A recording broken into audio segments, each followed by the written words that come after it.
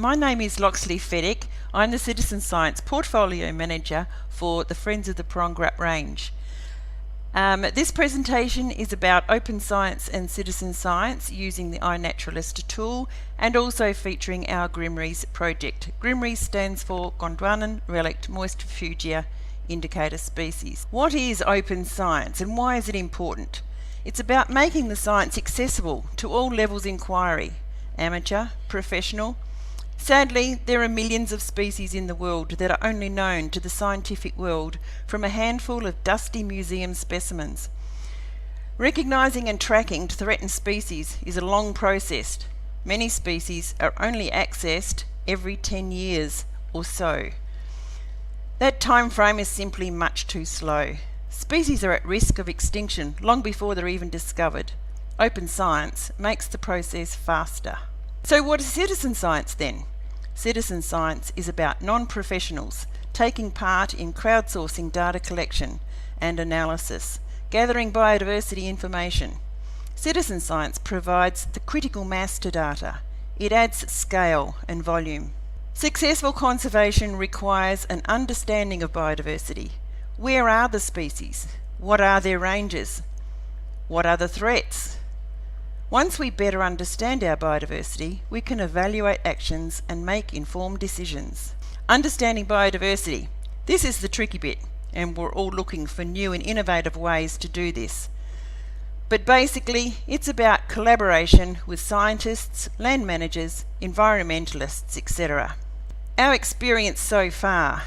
We really needed to map our entire flora and fauna, but we realised that would take some time. So we needed to be staged.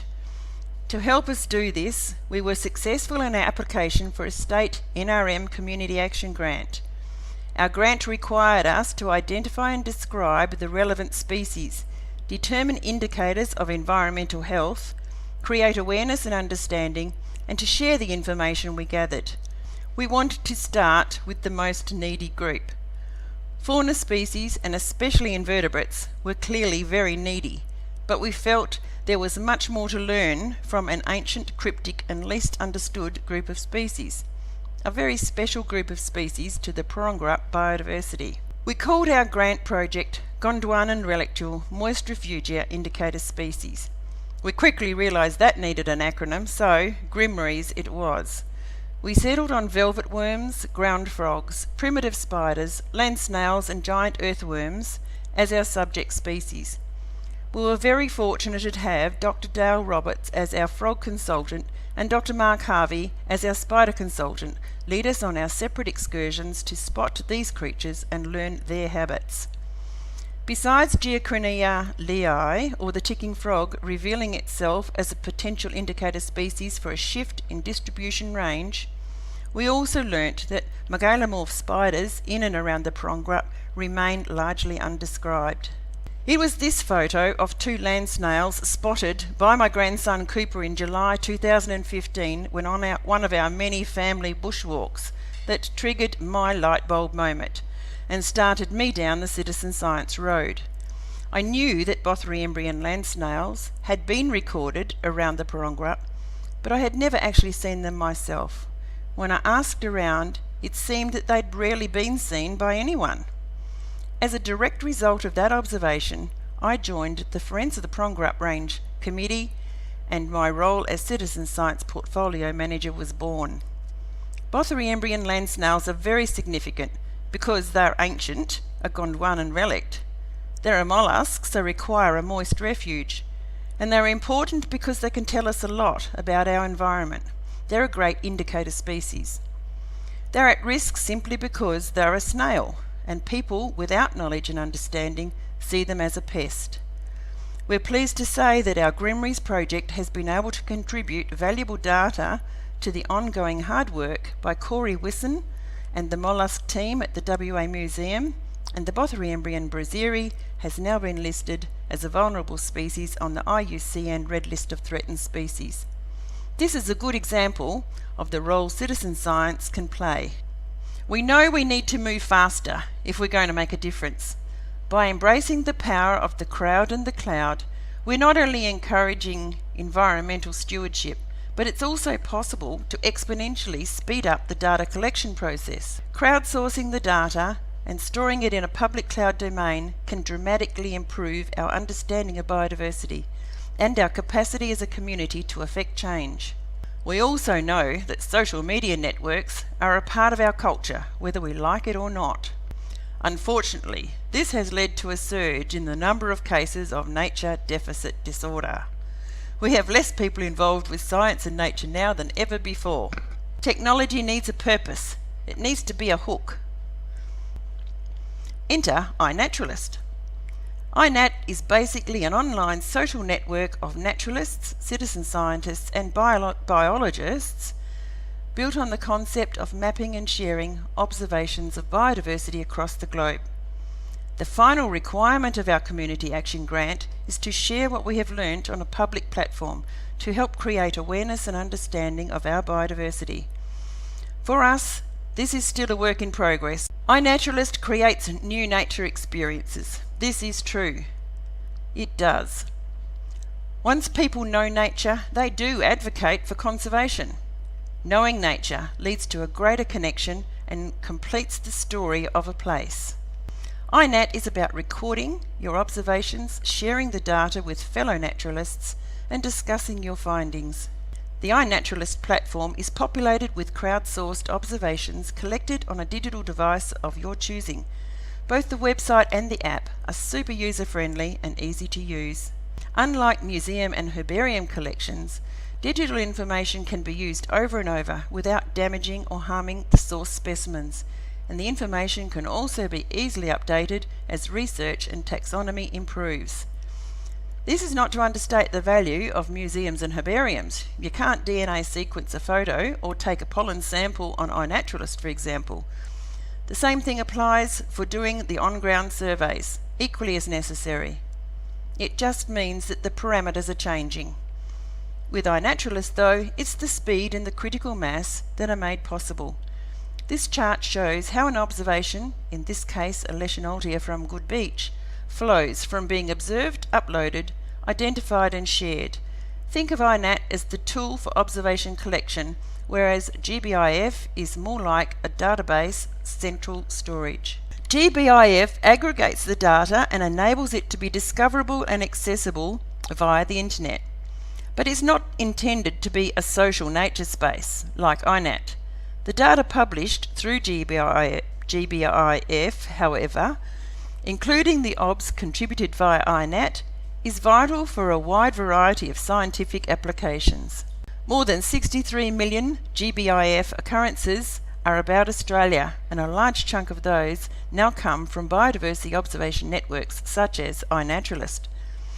Furthermore, places like Atlas of Living Australia are partnered with GBIF and can harvest that data for further use.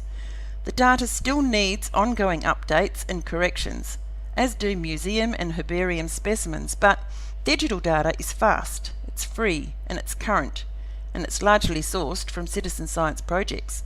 Why did we choose iNaturalist? Although I have been quietly road testing many of the biodiversity observation networks out there since our GRIMRI'S project started 2 years ago, we only recently made the final decision on which one of those we would use. The only one that ticked all the boxes for us was iNaturalist. Firstly, it had to be very user-friendly. Secondly, it had to be interactive. Thirdly, it had to be live. And lastly, it had to be global. We uploaded our first observation to iNaturalist on the 12th of September 2017, just 2 months ago. So it's been a steep but exciting learning curve so far, with still so much more to learn. There's no doubt in my mind that iNat was the right choice. It ticks many more than the initial 4 boxes. It's not perfect, and it too is evolving. But it's an amazing tool to have on side. The first thing to do is sign up and log on. You can use an alias or a nickname as your username if you wish. It's a good idea to not only create your own personal account, but to also create one for your group. My personal account name is NPK. Maggie dubbed me that. It stands for Nail Polish Kid, because I used to paint my initials on the noses of all the bobtail goannas I used to catch with nail polish, as you do when you're a budding naturalist. Our group username is Friends of the PORONGURUP Range, FOPR. We use the group one for adding observations from people who aren't quite comfortable doing it themselves, but still want their obs to contribute. We also use the group one to discuss and confirm IDs when needed. Open your dashboard under your username and start adding observations. You can add your complete computer stored photos via the iNat website, or you can download the iNat app and add them in situ from the Observe button on the app taskbar. To add your observation, iNat asks, "What did you see?" If you're unsure what your specimen is, try and ID it to as fine a rank as you can, and the iNat community will often help you with ID. It's recommended though that you return to your observation after you've had a chance to learn more and improve your ID yourself. This is how we learn. When did you see it? If your camera has date and time metadata embedded, this will automatically upload when you add your image. Where were you? If your camera has GPS enabled, your lat long position will also be uploaded automatically. It's usually recommended that you enable GPS for accuracy reasons. However, if the species is threatened or endangered, the location will automatically be obscured. That is, the location is not accurately pinned and is randomly shown in the general vicinity only. You can also obscure the coordinates of your own observations yourself, regardless of what the status of the tags are. The true coordinates of obscured observations are only visible when you or your nominated curator are viewing your observations. Obscured coordinates will be symbolized by a circular marker without stems on the map. When entering the place of "Where were you?", many places already exist. Example, Untitled National Park. But you can also create a place that is specific to your needs. Aside from PORONGURUP National Park, which already existed, we have created a more broad place for PORONGURUP locality, and broader still for the Southwest Australia. The Southwest Australia place already has 394 observers who have contributed 10,000 confirmed observations. iNat has an underlying taxonomy to which all observations must be attached. As taxonomy changes, your observations will automatically update. Then you join projects. Add your observations to one or more projects. You should create your own projects at the outset so your community can add observations to it as they go. We've created several projects. This one is on our state NRM grant project, PORONGURUP GRIMRI'S, and due to the sensitive nature of the species, I have set observations to be submitted by invitation only. Note that the speaker symbol indicates a sound file is included as evidence of the observation. We have also created several other non-invitation only projects: PORONGURUP Biodiversity, PORONGURUP Twin Creeks Conservation Reserve, and even one for the Southwest Australia Biodiversity Hotspot. I encourage you to add all your observations to the Southwest Australia Biodiversity Hotspot. I fully expect that the Hotspot project will in due course be administered by somebody else more qualified to admin such a project, but it was important in the first instance that such a project existed.